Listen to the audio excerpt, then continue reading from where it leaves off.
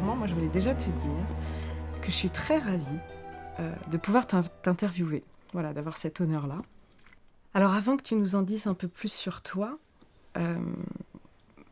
qu'est-ce qui fait ton engagement dans cette fondation ?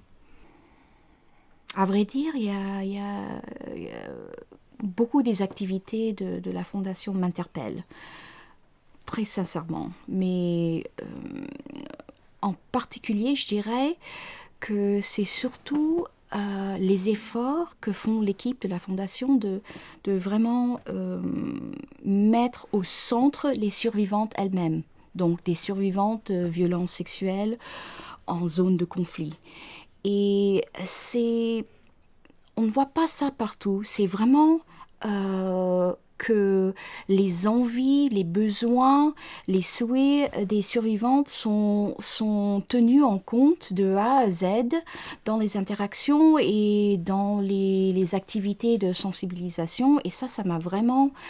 C'est une manière, je trouve, plus éthique, disons, de se comporter avec d'autres personnes avec qui on partage cette planète, mais surtout qui sont tout comme nous, avec des besoins qui ont une valeur tout autant que les nôtres. Et pour tenir ça en compte, je trouve que c'est l'essentiel dans des interactions responsables et efficaces avec les autres gens.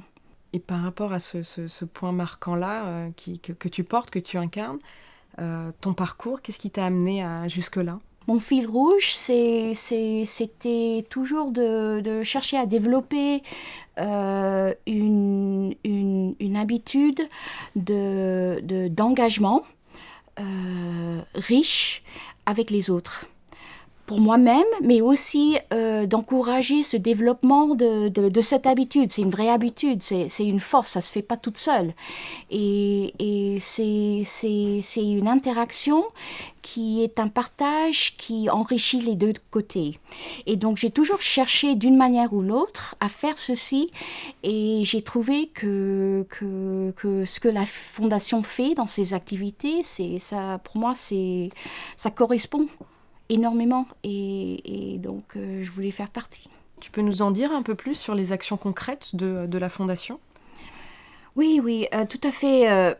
Côté concrète, par exemple, maintenant, je gère ce réseau qui s'appelle SEMA, c'est le réseau global de survivantes de conflits sexuels.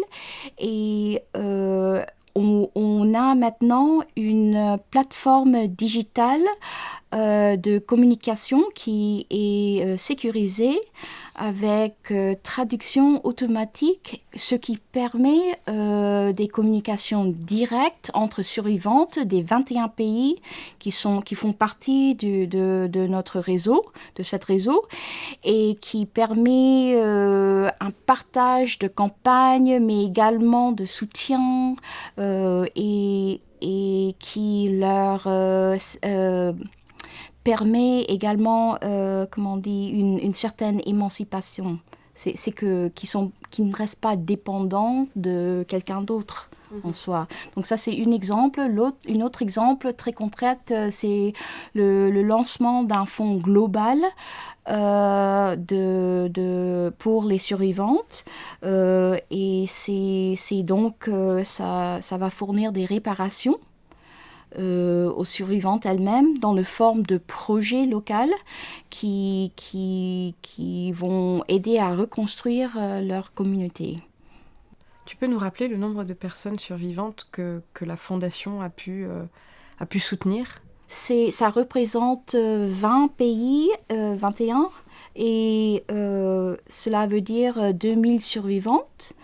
Mais il y en a d'autres aussi qui sont en train d'arriver sur place.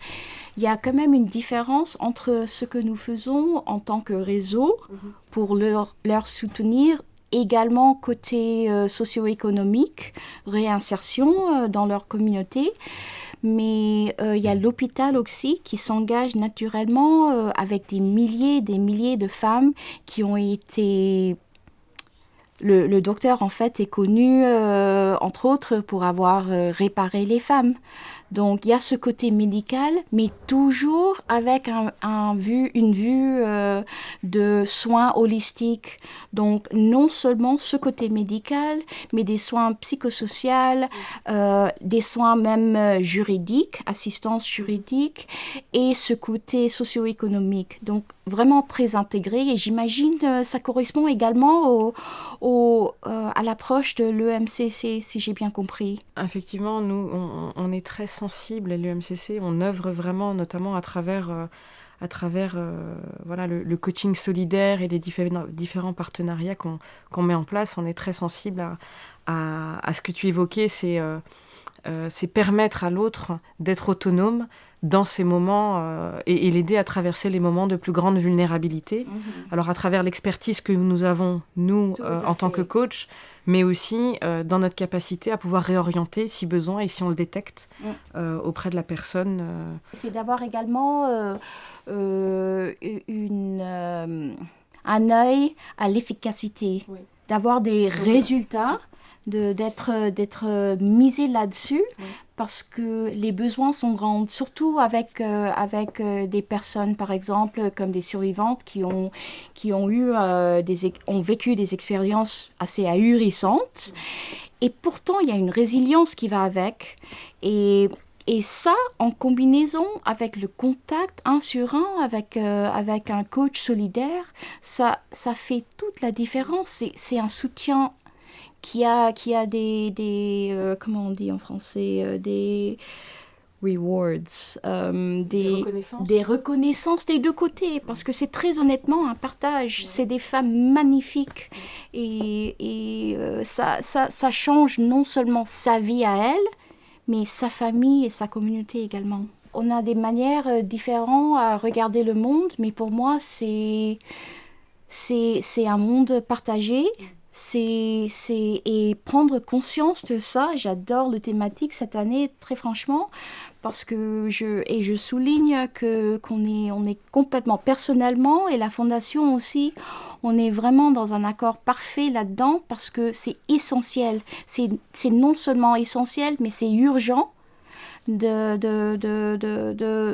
tenir compte de cela, et c'est pour cette raison que cette chance de travailler ensemble avec vous en collaboration, c'est magnifique. Merci.